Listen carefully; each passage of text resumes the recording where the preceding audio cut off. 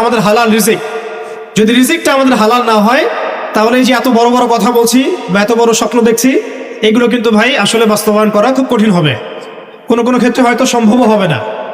ইন্নাল্লাহা তাইয়্যিব লা ইকবালু ইল্লা তাইয়্যিব, আল্লাহ পাক পবিত্র, তিনি পবিত্র ছাড়া কিছু কবুল করেন না। আর এখন রিজিকের মধ্যে যত ফিতনা, সুদের ফিতনা আছে, ঘুষের ফিতনা, দুর্নীতির ফিতনা, কাগজের টাকার হারামের কিছু ফিতনা চলে আসছে এর ভিতরেও, ক্রিপ্টোকারেন্সির ফিতনা আসতেছে সামনে। এছাড়া আছে আমাদের মার্কেটের সিন্ডিকেট, পণ্য মজুত করা, মাপে কম দেয়া, মানে হারাম খাওয়ার যতগুলো অপশন আছে, আমার মনে হয় এই জামানায় এই যুগে এটা সবচেয়ে বেশি উন্মুক্ত আমাদের সামনে। তো হারাম খাওয়া সহজ, হালালে চলা একটু কঠিন, তবে হালাল খাওয়াটা অসম্ভব নয়। আল্লাহ পাক সূরা তালাকের মধ্যে বলেছেন, ওয়া মান ইয়াত্তাকিল্লাহ ইয়াজআল লাহু মাখরাজা, যে ব্যক্তি আল্লাহকে ভয় করে আল্লাহ পাক তার জন্য রাস্তা বের করে দেন। ওয়া ইয়ারযুকহু মিন হাইথু লা ইয়াহতাসিব, এবং এমন উৎস থেকে আল্লাহ পাক তাকে রিজিক দেন যা সে কখনো কল্পনাও করে নাই। আল্লাহ পাক আমাদের সবাইকে হালাল খাবার তৌফিক দান করেন, আমিন।